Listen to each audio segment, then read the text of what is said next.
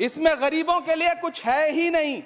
नौकरी मांगने वाले नौजवानों पर लाठियां बरसाने वालों, आपने इस बजट में युवाओं को क्या दिया? आपने पुरानी पेंशन बहाली की मांग करने वालों को क्या दिया? सालों से अपने लिए छत तलाश रहे लोगों को आपने इस बजट में क्या दिया? और फिर आपको पूरी उम्मीद है कि पूरा देश आपके इस पेश किए गए बजट पे लहालोट हो जाए, तालियां पीटे, मंगल गान गाए। कैसे संभव है? मैं सदन में खड़ा होकर के इस बजट पे चर्चा करते हुए कहना चाहता हूं कि इस बजट में फुटपाथ पर रहने वाले, छप्परों में रहने वाले, झुग्गियों में रहने वालों के लिए क्या है, उनके लिए क्या है जो प्रधानमंत्री के किए गए वायदों की बाट जोह रहे हैं।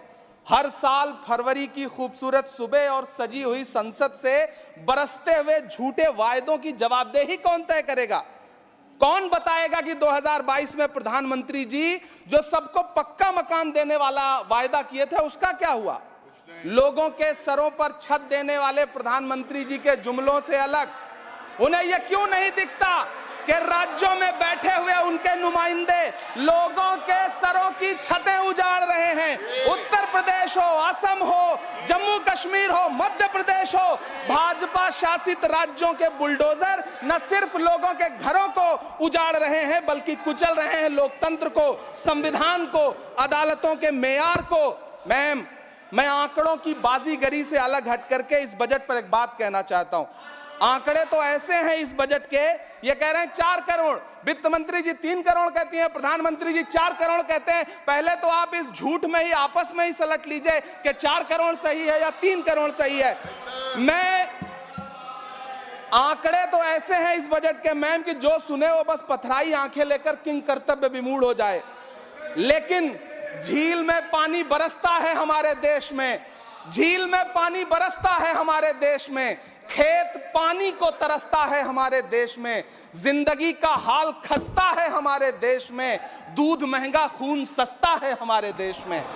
मैम, रोजगार, महंगाई, किसान, मनरेगा, पेट्रोल डीजल के दाम, गैस सिलेंडर के दाम, फसलों की एमएसपी की गारंटी, इन सब जन सरोकार की बातों से इस बजट का कोई लेना देना नहीं। हमारे ट्रेजरी बेंच के साथी हंगामा कर रहे हैं। मैं तो कहना चाहता हूं मैम, वो एक बार इनके एक नेता एक गांव में गए और उन्होंने गांव में कहा कि गांव वालों आओ, मैं तुम्हारी समस्याएं समाप्त करना चाहता हूं। गांव वाले इकट्ठा हो गए।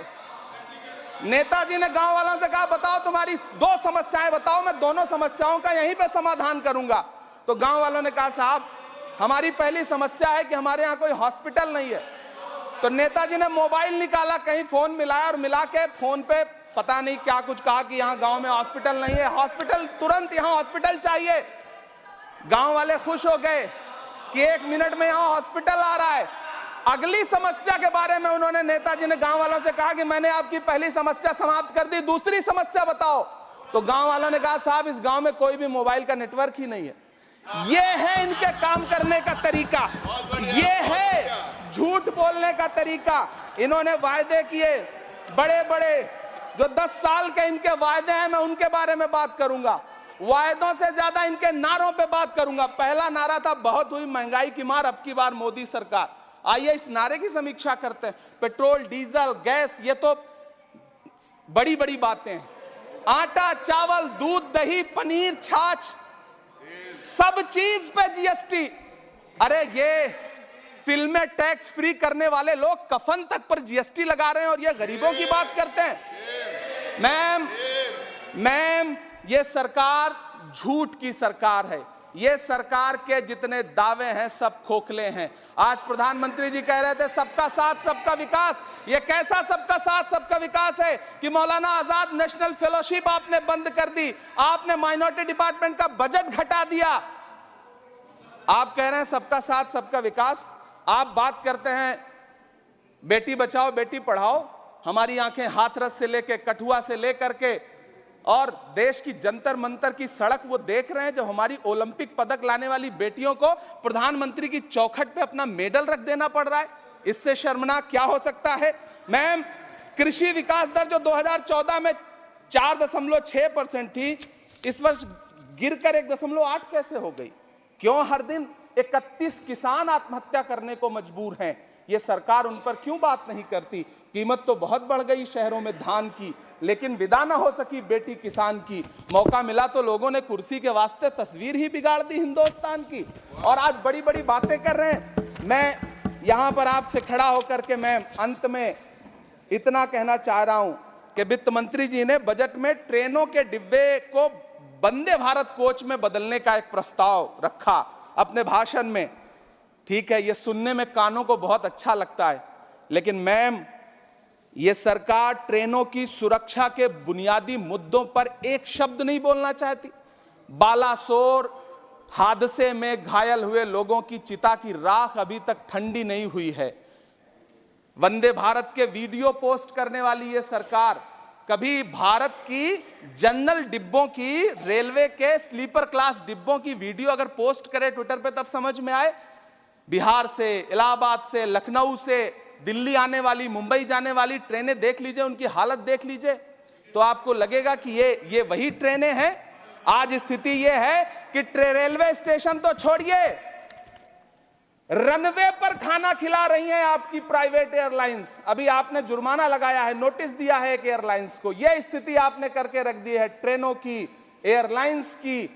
ऐसे में मैम, कागजों पर तो आप कितना भी वंदे भारत और बुलेट ट्रेन सर पर दौड़ा लीजिए, लेकिन असल में भारत की ट्रेनों की डिब्बों की सवारियों की हालत देखने लायक है। अगर सरकार खुली आंखों से उसे देखना चाहे तो देखे और उनकी स्थिति सुधारे।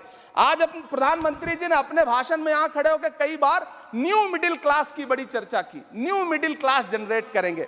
लेकिन मैं तो यहां खड़ा होकर के सरकार से कहना चाहता हूं कि न्यू मिडिल क्लास का जुमला अपने पास रखिए। यह बताइए कि जो पुराना मिडिल क्लास है उसके साथ आप कैसा व्यवहार कर रहे हैं। आज उसकी स्थिति क्या है? आप अमीरों के कर्जे माफ कर रहे हैं, उद्योगपतियों के कर्जे माफ कर रहे हैं, और यहां स्थिति यह हो गई है कि जो मिडिल क्लास, उसकी जो रोजमर्रा की जरूरत की चीजें हैं उस तक पर आपने जीएसटी लगा रखी है। आप फिल्में टैक्स फ्री करते हैं, लेकिन स्टूडेंट्स के प्रतियोगी परीक्षाओं के फॉर्म की फीस नहीं माफ कर सकते। आपको बाकी जगहों पर टैक्स लेना है, हर जगह टैक्स लेना है। मिडिल क्लास से आपका कोई रिश्ता नहीं। मिडिल क्लास तो आपसे कह रहा है कि मोहब्बत, भाईचारे के दीवाने दिन ही लौटा दो, वो सस्ती दाल सब्जी के सुहाने दिन ही लौटा दो। ये अच्छे दिन तो अंबानी अडानी को मुबारक हो, हमें ऐसा करो साहब, पुराने दिन ही लौटा दो। वो पुराने दिन जो बहुत अच्छे थे, वो पुराने दिन जहां लोग एक दूसरे से मिलजुल करके रहते थे।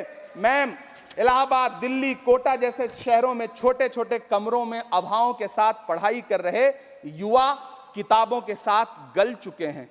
उनके हिस्से अधेड़ अवस्था तो आई है, लेकिन नौकरी और रोजगार नहीं आया। हर साल 2 करोड़ नौकरियां देने का दावा करने वाली ये सरकार 10 साल में युवाओं को नौकरियां नहीं दे पा रही है। 20 करोड़ नौकरियों का बोझ है इस सरकार के कंधे पर, और 2024 में देश देखेगा कि उन्हीं 20 करोड़ नौकरियों के बोझ तले दबकर बैठ जाएगी ये सरकार। ये देश देखेगा, क्योंकि जिस ओर जवानी चलती है उस ओर जमाना चलता है। देश का युवा नाराज है, देश का युवा गुस्से में है। ऐसे में उसकी पीड़ा को इस बजट में कहीं भी आवाज देने की कोशिश नहीं की गई। मैं आपके बीच खड़ा हूं, मैं तो वित्त मंत्री जी का भाषण सुन रहा था। यह कहा जा रहा था ये अमृत काल का बजट है, ये अमृत काल का बजट है। ये कौन सा बजट है ये बाद में तय होगा, लेकिन मैं इतना जानता हूं कि ये इस सरकार का अंतिम बजट है, आखिरी बजट है। इसके बाद न्याय का बजट पेश होगा, जिसकी चर्चा राहुल गांधी जी पूरे देश में कर रहे हैं। न्याय का बजट, 5 न्याय, महिलाओं के लिए, युवाओं के लिए, सामाजिक न्याय की बात जिसकी चर्चा पूरे देश में राहुल गांधी जी कर रहे हैं, वो न्याय का बजट पेश होगा अगली बार। ये इस सरकार का अंतिम बजट है, अंतिम बजट है। अमृत काल में गरीबों की रोटी और दाल के लिए इस बजट में कोई प्राविधान नहीं है, कोई चर्चा नहीं है। बहुत बहुत धन्यवाद। Thank you.